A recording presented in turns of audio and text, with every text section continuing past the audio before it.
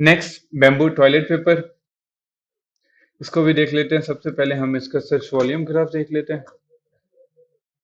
अच्छा, अब अगर हम इसका सर्च वॉल्यूम देखें तो हमें क्लियर सीजनैलिटी नजर आ रही है कि ये इसका मार्च, जब ये कोविड आया था उस टाइम इसका ट्रेंड बहुत ज्यादा हुआ है, और उसके बाद ये अगेन 5000 6000 इसके पास रहा है। उसके बाद फरवरी में शायद थर्ड लेयर आई थी, तो उस टाइम भी इसका ट्रेंड ऊपर गया और सर्च वॉल्यूम ऑलमोस्ट 1.5 लाख के पास, 2 लाख के पास, 4 लाख के पास इसका सर्च वॉल्यूम गया हुआ है।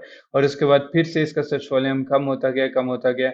और लेकिन अब देखें, इसका जो सर्च वॉल्यूम कम हुआ हुआ है ना, वो भी अराउंड 10,000 5,000 इतना है, इससे ज्यादा कम नहीं हुआ है। ठीक है, तो इसका मतलब है कि अगर ऑल दो इसका पीक दरमियान में आई है जब कोविड की वजह से आया, लेकिन ओवरऑल उसके अलावा भी इसका सर्च वॉल्यूम एक नॉर्मल सर्च वॉल्यूम कंसिडर हो सकता है। तो इसका मतलब है कि हम इसके फर्दर रिजल्ट्स को एनालाइज कर सकते हैं। अब अगेन हम सबसे पहले क्या करेंगे, हम सेल्स वाइज सॉर्ट करेंगे। ये ऑलरेडी सॉर्टेड है सेल्स के वाइज। सो अब अगर आप रिव्यूज देखने शुरू करें तो 36,000 रिव्यूज, 79,000, 64,000, 56,000। इसका मतलब है कि इसमें कोई चांस ही नहीं है कि हम इसमें लॉन्च कर सकें बिल्कुल भी, चाहे जितना मर्जी आपका बजट हो। आप ऐसी प्रोडक्ट के अंदर आपके लिए बहुत, आपको लाखों डॉलर में बजट चाहिए होगा ऐसी प्रोडक्ट को लॉन्च करने के लिए। सो इसका मतलब है कि ये भी हम नहीं प्रोसीड करेंगे। लास्ट प्रोडक्ट जो हमने सेलेक्ट की हुई थी वो है पिक्चर कोलाज किट। ठीक है, अब सबसे पहले हम इसका सर्च वॉल्यूम ग्राफ देख लेते हैं। अच्छा, अगर हम इसका ऑल टाइम का ग्राफ देखें तो ये कोई इतना अच्छा नहीं लग रहा। अराउंड 100 200 के पास इसका सर्च वॉल्यूम है, लेकिन अक्टूबर 31 से इसका सर्च वॉल्यूम ऊपर जाना शुरू हुआ है। लेकिन स्टिल जो पीक इसकी गई है वो जस्ट 4000 तक गई है, और उसके बाद अगेन 1500 2000 इसके दरमियान ही इसका सर्च वॉल्यूम है। सर्च वॉल्यूम वाइज ये हमें प्रोडक्ट कोई बहुत अच्छी नहीं लग रही, सो हम इसको सेल्स वाइज भी देख लेते हैं। अच्छा, सेल्स वाइज मैंने इसको स्टार्ट किया। सबसे पहले हम देख लें कि इसकी प्रोडक्ट सेम है। ऑलमोस्ट सारी ही प्रोडक्ट्स दिखने में सेम लग रही हैं।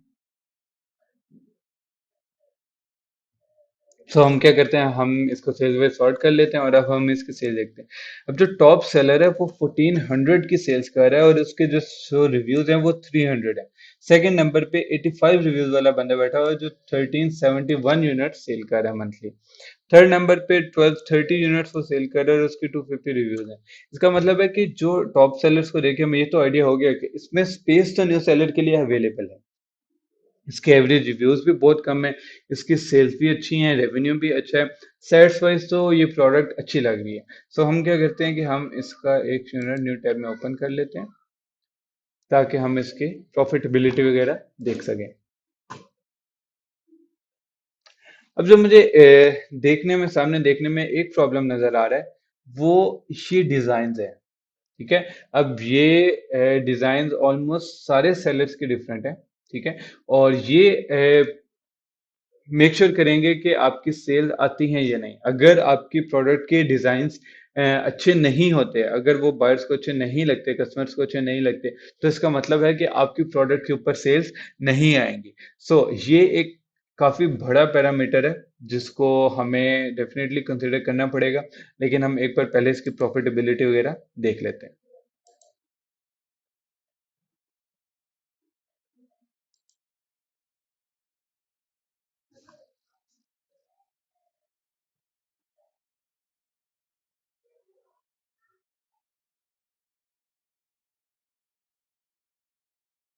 हीलियम 10 तो हमें इसमें 45% के बस मार्जिन दिखा रहा है। सो नेक्स्ट हमारा स्टेप होगा कि हम अलीबाबा पे जाएं और हम इसको देखें। ये भी पॉसिबिलिटी है कि हम ये डिजाइन खुद किसी ग्राफिक डिजाइनर से तैयार करवा लें और वो सप्लायर को दे दें। लेट्स सी कि हमें अलीबाबा क्या शो करते हैं।